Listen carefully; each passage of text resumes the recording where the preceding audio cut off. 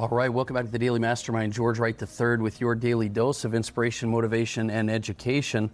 And we're going to be talking today, extending our conversation on the concept inside and the concepts inside Think and Grow Rich. I just want to remind you, if you didn't listen to Monday, we began this week talking about how you can change your reality. And do you do what it takes to change your reality? Because the goal here with the Daily Mastermind is to create the life that you're meant to live, your best life. And Think and Grow Rich is really that ultimate guide to helping you to take control of your life and craft a plan, use these success clues, these proven principles inside this book to help lead you to creating results and executing on a plan. So yesterday, we kind of talked a little bit about specialized knowledge, imagination, and organized planning. And today I want to talk about the next three sections. And these are the sections that I really, truly love. And it's the idea of decision, persistence, and the power of the mastermind. The power of the mastermind, which is really the inspiration behind why I started the Daily Mastermind. Well, let's talk about decision. Because as you get putting your plan together, one of the common attributes of highly successful people is the ability to reach decisions, both quickly and change them slowly.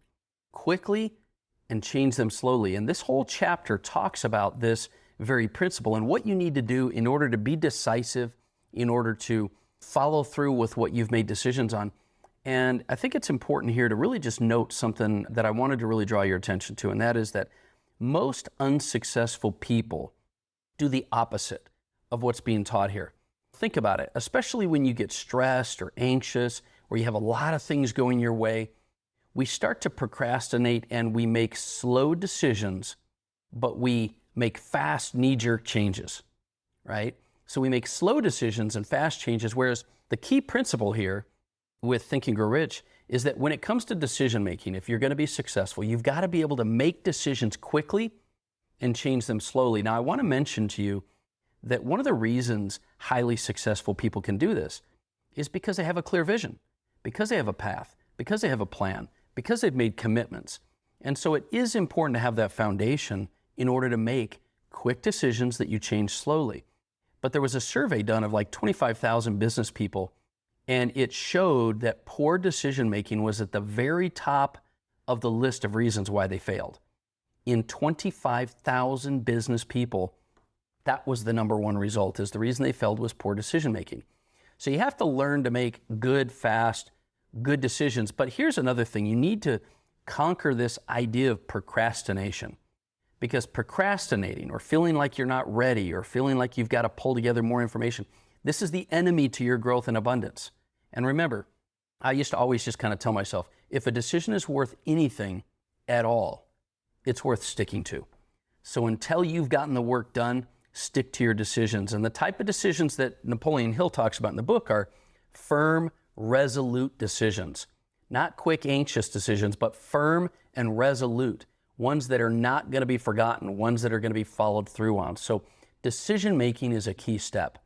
The second thing I want to talk to you about today is persistence. Now, I love this topic. I'm going to read you a little bit of what he says about persistence, but this quality has definitely been explained as the key difference between success and failure in many, many, many things we've talked about. Because the lack of persistence has kept the majority of people from great accomplishment. A lot of times when things get tough and we feel there's no hope, we give up. And this is where persistence is going to be that key point that's going to keep you going and that's going to be the differentiator between success and failure. Because, and here's the other thing you've got to know. Remember this, persistence is a state of mind. It's a state of mind. So it can be cultivated. In other words, your lack of persistence can be overcome. If you're not good at following through, you can train your mind and train your habits to help you to do that. But ultimately, persistence is going to be the direct result of habit. It's the direct result of habit. So listen to what Napoleon Hill says. I'm going to read you something here. He says, there are 4 simple steps that lead to the habit of persistence. 4 simple steps that lead you to a habit of persistence. And they call for no great amount of intelligence, nor particular amount of education, and little time or effort. But the necessary steps are this. Number 1, a definite purpose backed by a burning desire for its fulfillment. Number 2, a definite plan expressed in continuous action. Step number 3 is a mind closed tightly against all negative and discouraging influences, including negative suggestions of relatives, friends, and acquaintances. And then 4th, a friendly alliance with one or more persons who will encourage one to follow through with both plan and purpose.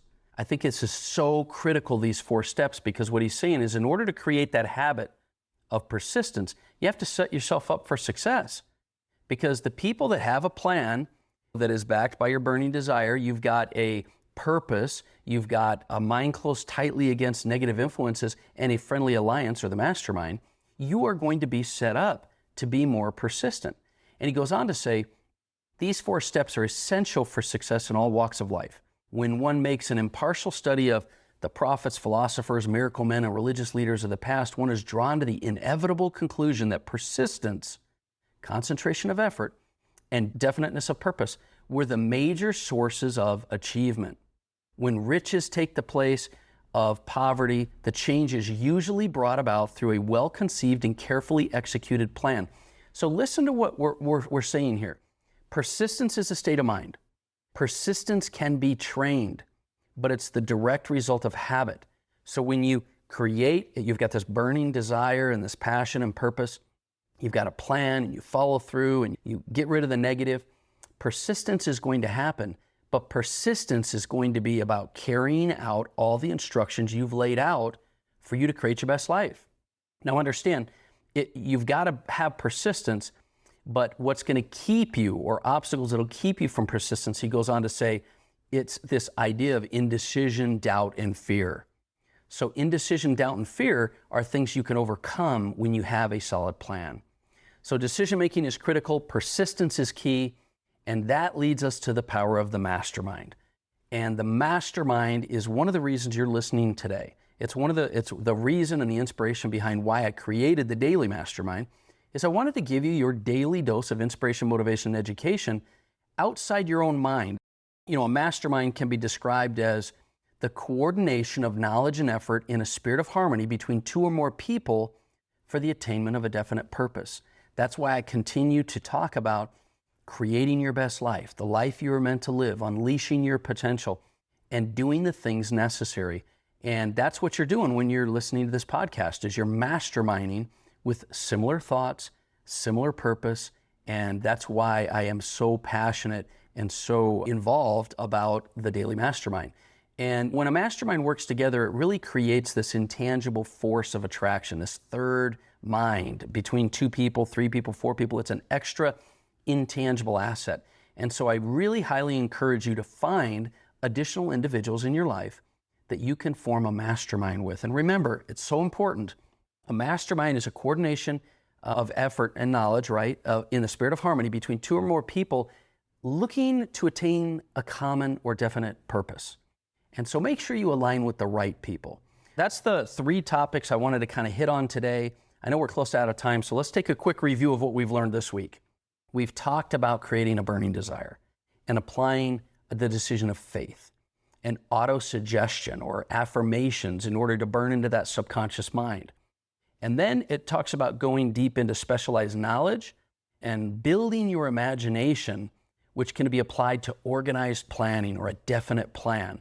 And then today we talked about the power of decision, persistence, and the mastermind. I think you can see how this layout and this plan and ultimately these 13 steps are all things that can build you a beautiful roadmap to accomplish your best life and ultimately help you to change your reality. So tomorrow we're going to cover the final 3-4 parts of this book.